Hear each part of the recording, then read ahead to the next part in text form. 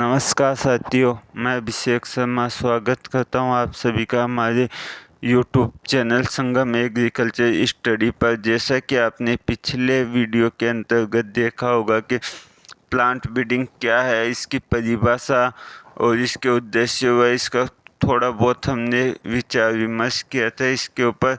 इसी क्रम को देखते हुए मैं आपके लिए एक नई वीडियो लेकर आया हूँ। इस वीडियो के अंतर्गत आपको बताएंगे कि आपको पादप प्रजनन का संकल्प क्या है पादप प्रजनन, किस प्रकार पादप प्रजनन कार्य करेगा, प्लांट ब्रीडिंग का संकल्प क्या है, कॉन्सेप्ट ऑफ प्लांट ब्रीडिंग क्या है। पादप प्रजनन एक प्राकृतिक प्रक्रिया है, जबकि पादप प्रजनन एक कृत्रिम प्रक्रिया है। पादप जनन एक प्राकृतिक प्रक्रिया और पादप प्रजनन एक कृत्रिम प्रक्रिया। पिछले लाइन के लिए सॉरी चाहूँगा। आपको बता दूं कि पादप जनन मतलब ये खुद जनन करते हैं, खुद द्वारा जनन करेंगे तो ये प्राकृतिक प्रक्रिया होगी। इसे मानव द्वारा करा पाना मुश्किल है। मानव जो प्रजनन कराएगा ना, उसे हम क्या बोलेंगे, उसको हम बोलेंगे प्लांट ब्रीडिंग। प्लांट ब्रीडिंग हो गया तो मतलब एक कृत्रिम प्रक्रिया होगी। और इंग्लिश में मैं आपको बताऊं तो plant reproduction is a natural process with plant breeding is A after process. पादप प्रजनन के यह एक कला है, लय तथा विज्ञान है, जिसे इनसे के द्वारा पौधों को अधिक आर्थिक महत्व का बनाने के लिए उनकी आनुवंशिक सुधार किया जाता है। मतलब पादप प्रजनन एक कला है, मतलब पादपों द्वारा किया गया प्रजनन एक कला भी बोल सकते हो और एक विज्ञान भी बोल सकते हो। इसका यूज पहले कला के रूप में किया जाता था और प्रेजेंट में आज इसमें विज्ञान का भी यूज किया जाने लगा, इसलिए कला विज्ञान कहते हैं। और यह आनुवंशिक सुधार के लिए उपयोगी है आनुवंशिक सुधार में मैं आपको बता दूं ना, तो एक बात बता देता हूँ। जेनेटिक सुधार इम्प्रूवमेंट, जेनेटिक इम्प्रूवमेंट बोल दो, चाहे आप आनुवंशिक सुधार बोल दो। आनुवंशिक सुधार में ओज में वृद्धि, मतलब कि ओज बोल दो, उत्पादन बोल दो, इसके अंतर्गत वृद्धि बोल सकते हो। नहीं गिरने वाली, मतलब कि ना प्लांट ना गिरे, उसकी टहनियाँ ना गिरे, फल फूल पत्ते आदि ना गिरे या कम गिरे, एक ऋतु के अनुसार ही उसके फूल गिरे, फल गिरे, पकने के बाद फल फूल गिरे, पत्ते एक वर्ष ऋतु में गिरे, पतझड़ में ही पत्ते गिरे, ऐसी ही किस्मों का विकास। कीट मतलब कीट उनको नुकसान ना पहुंचाने वाले हो, रोग नुकसान ना पहुंचाने वाले हो, शीत प्रतिरोधी किस्म हो, मतलब कि शीत ऋतु के अंतर्गत ये किस्म उपयोगी हो। ऐसे आपको सूखा प्रतिरोधी हो। और आपको बता दें कि पादप प्रजनन की प्रकृति प्रारंभ में पादप प्रजनन को स्वरूप कलात्मक था, मतलब पादप प्रजनन को पहले एक कलात्मक स्वरूप के रूप में देखा जाता था, लेकिन निकट भविष्य को देखते हुए पादप प्रजनन को एक विज्ञान में बदल दिया गया। जैसे पादप प्रजनन का ज्ञान बढ़ता गया, वैसे वैसे पादप प्रजनन में विज्ञान का प्रयोग अधिक होने लगा। ये बात मैंने आपको पहले भी बताई थी कि ये एक कला है और इसमें कम होने लगा, और कला का प्रयोग कम हो गया, मतलब कला खत्म ही हो गई, ना कि बहुत कम लोग इसका यूज कला के रूप में करते हैं। इस प्रकार एक पादप प्रजनन की प्रकृति कलात्मक और वैज्ञानिक दोनों आपने समझा कि न, जैसे पहले कला का उपयोग हुआ करता था प्लांट ब्रीडिंग में, और आजकल विज्ञान का यूज होने लगे, इसमें तकनीकी बढ़ी, उसी प्रकार इसे विज्ञान का रूप देने लगे। हम इसे प्लांट ब्रीडिंग बोल सकते हैं, पादप प्रजनन। तभी आपको पता चल गया ना कलात्मक क्या है और विज्ञान क्या है पादप प्रजनन में। इन सभी को ध्यान में रखते हुए हम आगे बढ़ते हैं और हम आपको आगे बताएंगे कि पादप प्रजनन के उद्देश्य क्या है, ऑब्जेक्टिव ऑफ पादप प्रजनन, मतलब किस काम में आता है पादप प्रजनन, क्या उद्देश्य हो सकते हैं पादप प्रजनन के, किस लिए पादप प्रजनन हमें उपयोगी है। पादप प्रजनन का मुख्य उद्देश्य पौधों में स्थायी आनुवंशिक परिवर्तन करना है जिससे उन्हें अधिक से अधिक आर्थिक महत्व का बनाए रखें। मतलब कि मेन उद्देश्य आर्थिक महत्व है, मतलब आर्थिक रूप से क्या प्राप्त हो, उसके गुण, लाभ, हानि, अधिक उत्पादन, रोग वृद्धि और मजबूत फल, अच्छे फल वगैरह, पेड़ की अच्छी गुणवत्ता वाली चीज़ें। नंबर 1 पर हम बात करें अधिक उपज, मतलब इसका सीधा सीधा सा उत्पादन है इनकम से, मोर इनकम या अधिक आमदनी, मतलब ज़्यादा से ज़्यादा आमदनी के लिए अधिक फलों का होना अत्यधिक आवश्यक है, इसीलिए अधिक आमदनी का यूज किया गया है। गुणवत्ता में सुधार, अधिक आमदनी, मतलब कि गुणवत्ता में सुधार होगा तभी भी अधिक आमदनी होगी। गुणवत्ता में सुधार पर मैं आपको एक बात बताऊं, किस प्रकार गुणवत्ता में सुधार होगा। मतलब कोई फल है, पेड़ के कोई फल लगे हैं, वो पहले छोटे लगे हैं, फिर उसमें प्लांट ब्रीडिंग का यूज किया गया है, प्लांट ब्रीडिंग का यूज हो गया, फिर वो बड़े होंगे, या फिर किसी पेड़ है उसके 10 फल लग रहे हैं और प्लांट ब्रीडिंग का यूज करके उसमें 20 फल या 15 फल, 16 फल, जितने भी अधिक फल, चाहे 2 फल या एक्स्ट्रा लग रहे हो, वो भी एक सुधार हो गया, उसे भी हम प्लांट ब्रीडिंग कहेंगे। गुणवत्ता में सुधार रहेगा, वो भी प्रतिरोधी किस्मों का निर्माण, मतलब किस प्रकार की प्रतिरोधी किस्में विकास कर सकते हैं, कीट, रोग, शीत और सूखा। कीट मतलब कीट प्रतिरोधी वह किस्में बनाए हम, वह कौन सी किस्में बनाए जिनके अंतर्गत कीट ना लगते हो, रोग ना लगते हो, ऐसी सभी हम किस्में बनाएंगे, जिससे क्या होगा कि कीट रोधी होगा, रोग रोधी होंगे और इन सभी को ध्यान में रखा जाएगा।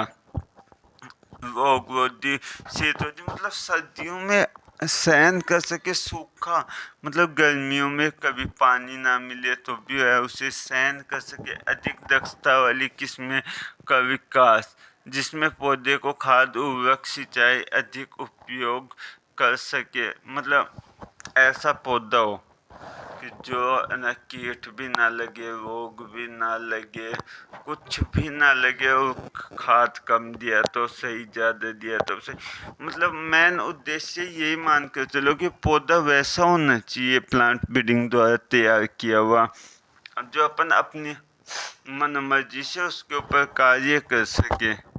मेन उद्देश्य यही मान कर चलना है। शीघ्र पकने वाली किस्मों का विकास, रोग व कीट से पौधे को बचाव हो जाता है, मतलब कि आपको ये किस्में भी नहीं लगानी है कि ना 10 साल में पक रही है, फल दे रहा है आम का पेड़, आपको ये रखना है कि 2 साल, 3 साल, 4 साल में पेड़ फल फूल दे आम का।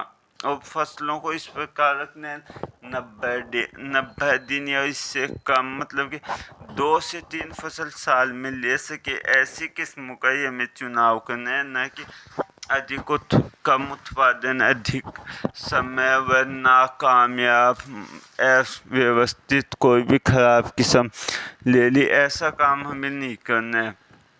एक साथ पकने वाली किस्म, मतलब कि ना यह समस्या अधिकतर दलहनी फसल आपने देखी होंगी। दलहनी फसलों में आधी पहले पक जाती है, मान लो 50% है, 50% में आपको किस्म फलियाँ है ना पहले पक गई, 50% बाद में पक गए। किसान क्या करेगा, 50% को पहले तोड़ लेगा तो फिर 50% तोड़ तो सकता नहीं, बड़े किसान, छोटे किसान तो तोड़ सकते, तो फिर उसका आधा तो नुकसान हो गया। मान लो कि पहले उपाड़ेगा तो आधी कच्ची रह गई, यदि बाद में उपाड़ेगा तो जो पक चुकी किस्में है ना वो बाद में वो झड़ जाएगी, खराब हो जाएगी। इसीलिए एक साथ पकने वाली किस्मों का विकास की भी आवश्यकता चाहता है। होता है। और मैं आपको बता दूं, भारत में गन्ने का नोबलाइजेशन ऑफ इंडिया शुगर कैन, मतलब गन्ना प्रजनन केंद्र कोयम्बटूर तमिलनाडु में आपको बता दिया जाए तो भारतीय गन्ना का संस्करण उष्णकटिबंधीय गन्ने कराकर भारतीय गन्ने में सुधार किया गया। भारतीय गन्ना बहुत अधिक कठोर व बहुत कम उपज व बहुत कम रस वाला होता है, जबकि उष्णकटिबंधीय गन्ना बहुत अधिक कोमल, बहुत अधिक उपज व बहुत अधिक रस वाला होता है। आपको बता दो, और इसमें रेशा भी अधिक होता है। गन्ने का मेन उद्देश्य कि रस और रेशा प्राप्त करना, ना कि ये है कि कितना बढ़ रहा है कितना नहीं बढ़ रहा है, इससे कोई मतलब नहीं है। बढ़े ज़्यादा और रेशा ही ना मिले तो गन्ने का यूज क्या होगा।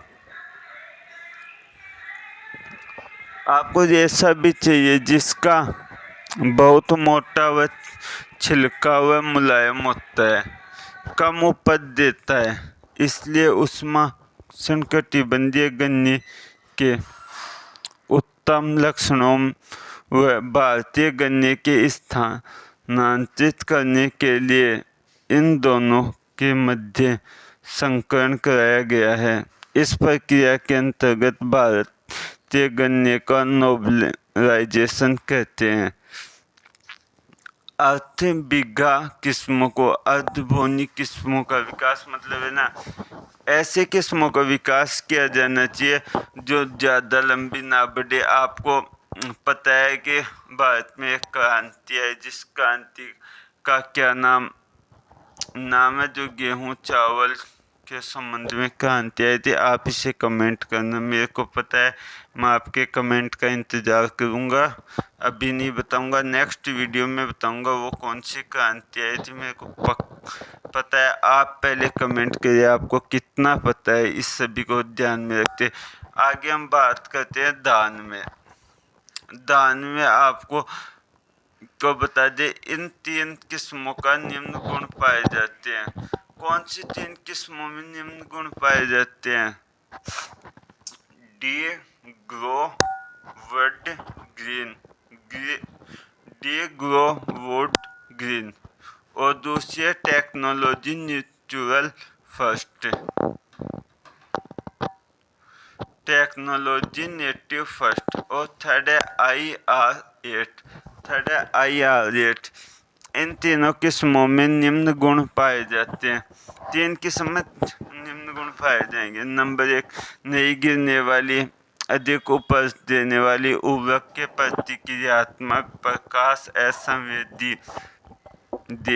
इंग्लिश में भी आपको PDF है, आप हिंदी इंग्लिश दोनों में पढ़ सकते हो। यदि ये PDF आपको प्रॉपरली चाहिए तो आप हमारे टेलीग्राम चैनल को ज्वाइन कर सकते हो, जिसकी लिंक आपको डिस्क्रिप्शन में दी हुई है। और आपको इस संबंधित question one shot new type में आने वाले क्वेश्चन सोल्व करने हैं तो आप हमारे डिस्क्रिप्शन में यूट्यूब चैनल की लिंक दी हुई है, उस चैनल पर जाकर आप अपने हिसाब से क्वेश्चन सोल्व कर सकते हो। सही व गलत का हाथों हाथ पता चलेगा आपको। और आपको ऐसी ही टेस्ट सीरीज सोल्व करानी हो तो आप कमेंट कर सकते हैं। गेहूं में कौन कौन सी किस्म है? कल्याण, सोनालिका, दोनों किस्म निम्न गुण पाए जाते हैं। मतलब कि ना, यही चावल वाली है, नहीं गिरने वाली है। देखो, उपज, उर्वरक के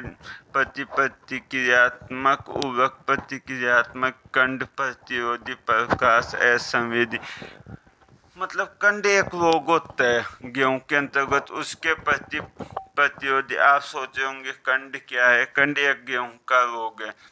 प्रकाश असंवेदी, मतलब प्रकाश कम, प्रकाश ज़्यादा, प्रकाश सर्दियों के मौसम में कैसा भी होता है उन सभी को सहन करने वाली हो। और आपको बता दें, कपास में संकर किस्मों का विकास, development of hybrid variety of cotton, मतलब CT पटेल गुजरात के कृषि विश्वविद्यालय के GNU सूरत केंद्र पर पर दो किस्मों के मध्य संकर करवाया H4 किस्म का विकास की गई, जिसे कपास की अन्य संकर किस्में गोदावरी, सावित्री, वारा लक्ष्मी और जयलक्ष्मी, मतलब कि ना CT पटेल है ना गुजरात के विश्वविद्यालय के GAU मतलब विश्वविद्यालय गुजरात में क्या किया कि एक सूरत केंद्र पर है ना दो किस्मों के मध्य न संकरण करवाया और H4 किस्म का विकास किया, जिसमें कपास के अन्य संकर किस्में आपको बताइए 4 किस्में, जैसे गोदावरी, सावित्री, वारा लक्ष्मी और जयलक्ष्मी का विकास किया गया। और आपको नेक्स्ट बात बता दी, ये है ना जो स्टूडेंट अपने आप को होनहार समझते हैं, जो इंग्लिश में पढ़ना चाहते हैं, उसके लिए एकदम सरल लैंग्वेज के अंतर्गत हमने इंग्लिश में व्यवस्था की है, जो सभी प्रकार के विद्यार्थी पढ़ सकते हैं। और इन सभी को ध्यान में रखते हुए हमने ये किया गया है। नेक्स्ट 3 फसलें ली गई है, जिसके अंतर्गत आपको ज्वार, बाजरा, मक्का की संकर किस्मों का विकास, डेवलपमेंट ऑफ हाइब्रिड वेराइटी बताई गई है, जिसके अंतर्गत आपको सोरगम, बाजरा एंड मेज, सोरगम ज्वार को कहते हैं, बाजरे को कहते हैं और मेज मक्के को कहा जाता है। आपका इस कन्फ्यूजन को दूर करने के लिए हम थोड़ी कोशिश कर रहे हैं। ज्वार में कौन सी किस्म है? CSH फर्स्ट से CSH 11, मतलब फर्स्ट से 11 के अंतर्गत मैं बता दूं आपको ये क्या कहना चाहता है। मतलब CSH 1, CSH 2, CSH 3, 4, 5, 6, 7, 8, 9, 10, 11 इस प्रकार है। बाजरे में आपको बता दूं क्या है, बाजरे में 2 किस्म है, 4 किस्म। नंबर 1 पर बात कर दो PHB 10, PHB 14, BJ 110, BK 506। आपने इन किस्मों का नाम तो सुना होगा, यदि आपने नाम ना सुना हो तो यहाँ पर सुन लीजिए। और भी आपको बहुत सारी अच्छी किस्मों के नाम हम यहाँ पर सुनाने की कोशिश करेंगे। नंबर 1 पर मक्के में मंजरी, विक्रम, सोना, विजय, किस्म, मतलब मंजरी हो गई, विक्रम हो गई, सोना हो गई, विजय हो गई और किसान हो गई। किसान तो आप समझते हो, आप सब है ही। इसमें भी विभिन्न भागों में बांटा गया है। पूर्व मेंडेलियन काल, प्री मेंडेलियन काल, यह कब था? 1900 ईस्वी से पूर्व मेंडेलियन काल 1920, पश्चिम मेंडेलियन काल 20 से 21 से 50। फोर्थ आ जाएगा आपका आधुनिक काल 1950 के बाद का काल, मतलब कि 1950 में बाद भी भारत अच्छा रहा। हम सबसे पहले बात करते हैं पूर्व मेंडेलियन काल की, जो 1900 से पूर्व था। आपको बता देना मेंडेलियन काल के अंतर्गत क्या हुआ। इसके अंतर्गत सबसे पहले यह बताया कि परागकोश पौधे के नर जनन अंग होते हैं। मतलब परागकोश 1967 में मिलेंगेटन ने यह बताया कि 1676 में कि इनमें सबसे पहले यह बताया, क्या बताया मिलेंगेटन ने? सबसे पहले इनमें परागकोश होते हैं जिनमें नर जनन अंग होते हैं। और हम आपको आगे की तरफ लेकर जाते हैं। फिर आपको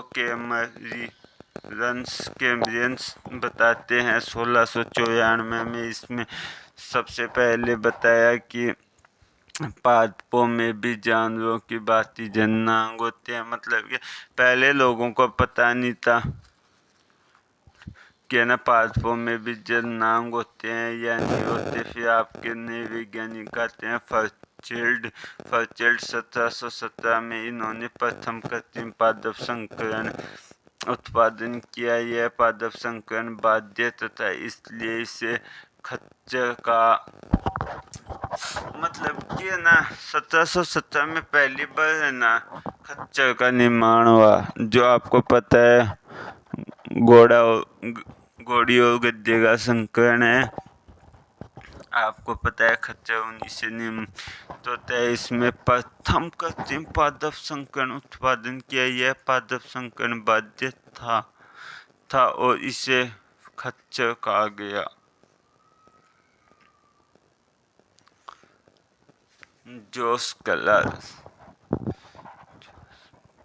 जोस्प ने आपको बताया कि इसमें तंबाकू पर संकलन किया।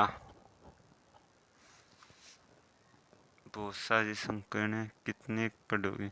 मेंडेलियन काल में ना 1900 में मेंडेलियन काल में 3 वैज्ञानिक आए। पहले आए एरिक वॉन शेरमेक, कार्ल लोरेंत्ज और ह्यूगो डीवी। मतलब ये तीनों ही है ना, आपको बता दूं ना, मेंडल के नियम के पुनः खोजकर्ता भी बोल सकते हो।